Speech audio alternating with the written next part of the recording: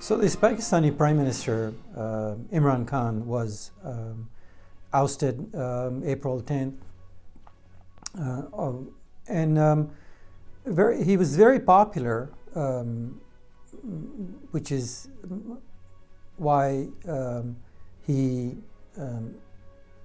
got into power. But when you look at Imran Khan's history, he basically, he's a captain of the national cricket team, and that's how he got his popularity there. People liked him because he was a great sportsman and rose to power that way.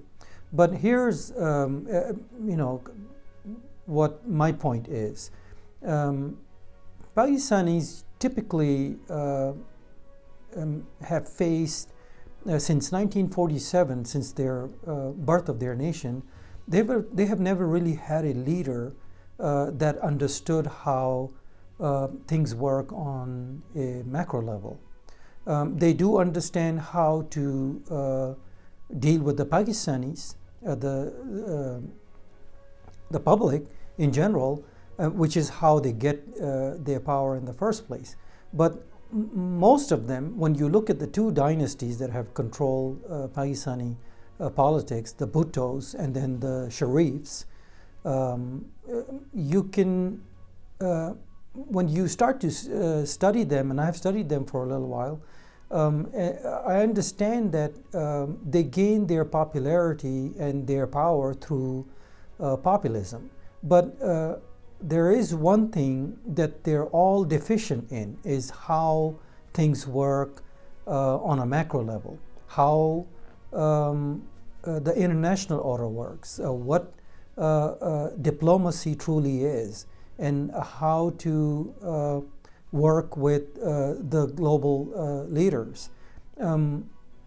Majority of the leaders that come into power, even as a member of parliament, do so through, yes, there is some elements to the Pakistani politics, which is extremely corrupt.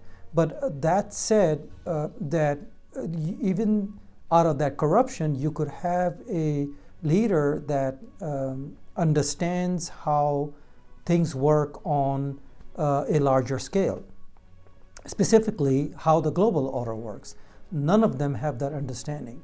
And no one really talks to them. They're surrounded by yes men. They're also looking to get their power through those means where you have a charismatic leader, and they seem to kind of ride his or her coattail and hope to gain some momentum and power through that. But speaking of Imran Khan, going back to him, he lost basically this April 10th. For one, he tried to work on a no confidence vote against him, and which was taken into the Supreme Court, highest Supreme Court, the highest court in Pakistan. And basically, it was ruled unconstitutional. So he tried to block that vote against him. That was one. One reason prior to that was he made some blunders as far as foreign policy, foreign relations. The day Vladimir Putin invaded Ukraine, he ran to Putin and sat there sucking up to him, which was a mistake, because all because you need wheat and some other things there. I understand there is some necessities there that he has to meet as far as nationally, but betting against another superpower and the NATO allies at this point was not a very good move, a very smart thing to do. Then right after the visit with Vladimir Putin, he basically try to create this um, perception that the United States was against him, and they were trying to basically oust him because he somehow was this figure that the Americans wanted out. So he created this thing by bringing out some document that stated that the United States was looking to oust him through a coup-like fashion. What he didn't understand is that one, going to Putin at this stage was a huge mistake. It was a huge blunder. It was a monumental mistake because it cost him his seat there, his power, and he didn't realize that. And being surrounded with yes men, no one explained this to him, that if you do this kind of a silly move at this time, where the world is eyeballing the Russians and for all the atrocities that they're causing in Ukraine, and the NATO members and many other non-NATO members that are against that invasion, he would have understood that this is not something that's suitable for that moment. He could have possibly sent a lower level emissary to Russia to telegraph certain things, but going on his visiting himself was a huge mistake. It really cost him his seat there, and no one around him understood this, and no one around him wanted to tell him to his face that this could be something that could cost him his seat there.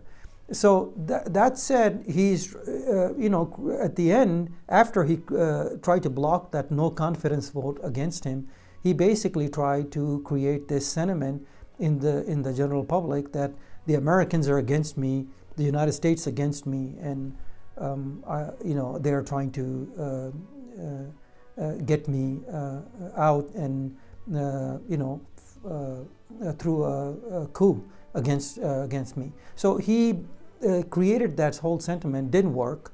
It basically backfired, and he was ousted as if April 10th. Going back to some of these leaders that Pakistanis produce, they have an understanding of how things work in the subcontinent area, vis-a-vis India and Afghanistan and Iran. But what a lot of them don't understand, and I mean that in a general sense, Pakistanis do not understand how things work globally, how the international order works, and why there is this international system, what the liberal order is about, and how to go about creating that understanding within themselves so they can deal with the rest of the world. They feel like they're a single cell organism in the subcontinent. They could function there and basically survive and be just fine. It will work, but then it will work temporarily for those leaders that come into power in that way. But none of them have ever finished their term, ever. So since 1947, the Bhuttos and then the Sharifs, those two dynasties, none of them have managed to finish out their term. They're always ousted before their term ends. Now, this current prime minister that just became prime minister because Imran Khan was voted out, Shehbaz Sharif, is the younger brother of a former prime minister Nawaz Sharif, who went to jail for 10 years for corruption. So now Shehbaz Sharif, the one who just gained power, is a former minister of Punjab, the province of Punjab, and he is basically trying to gain some confidence within that middle class layer there. But he has his work cut out for him, because Imran Khan had mismanaged terribly, and even though he came with that whole premise that I'm gonna get the corruption out, I'm gonna work with all the foreign leaders and try to create a better system, better form of democracy. When it really came down to it, Imran Khan simply fell short. Why? Because he is surrounded by basically by yes men who have no understanding of their own, no one that could guide him and teach him how things work. So it's basically very similar to other world dictators that come into power because of some populism, maybe mixed with some corruption there. But none of them have really understood how things work in the world order. And none of them actually try to study that. Some of them are even educated in other parts of the world, like UK, Germany, France. From what I understood, Imran Khan was educated in Europe, parts of UK. Some of his ties are in UK, but he never understood how things worked, and that was his deficiency there. He's a charismatic figure that knew how to speak to the public, but if you don't understand how things are functioning out there, it makes it very difficult for an individual to operate as a leader, because the leader eventually has to deal with the other parts of the world, specifically Europe, and then a superpower like United States, and they have no a real understanding of how those things are and how those things work. In the end, him creating this whole idea that the United States is behind his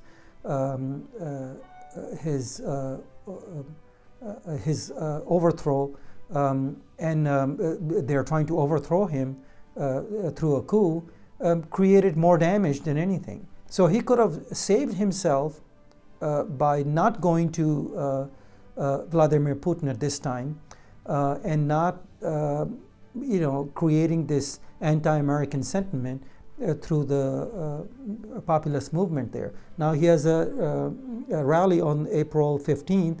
He's going to try to do the same thing and see if he could regain power that way. What he should really do is try to understand what it is that his failures, his shortcomings were, and why he fell short, and how is it that the other group came into power, and how they achieved that success there. Because he was voted out from 172 to 342. And that was what he was trying to block, which was unconstitutional according to the Supreme Court of Pakistan. So if he is ever going to make a comeback, Imran Khan, he would have to simply understand how things work. And if he's deficient in that, he could come back again and within a few years be ousted all over again. So it defeats the purpose in trying to lead a nation when you don't understand how things work. And that's precisely what my point was. I know it's more of a kind of a semi-philosophical point there, and rather than exactly what's going on within that circle of politicians there who basically were with Imran Khan and saw him basically lose his seat there. So now they would have to do some soul searching.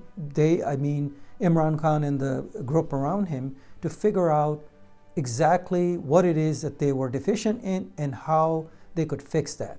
The very first thing they need to do is try to make their amends with the United States. By creating this anti-American sentiment is not productive in any way. This is a superpower. United States is a superpower. If you're going to make enemies with a superpower, then you basically do not understand how things work as far as a macro level is concerned. So that'll be the very first thing that, and naturally I'm not in the business of advising any of these people, but if someone gives them that understanding that you must understand how the international system works and what the current situation is. If you back a dictator like Vladimir Putin during his invasion, while 30 or so nations are against him for the atrocities that he's causing, you're going to come up short, and you're going to lose not just your political power there. You're simply going to lose, in the public opinion and the opinion abroad. So there has to be some course of action for leaders like Imran Khan that come into power simply through populism, but eventually lose because they don't know how systems or the international system actually works.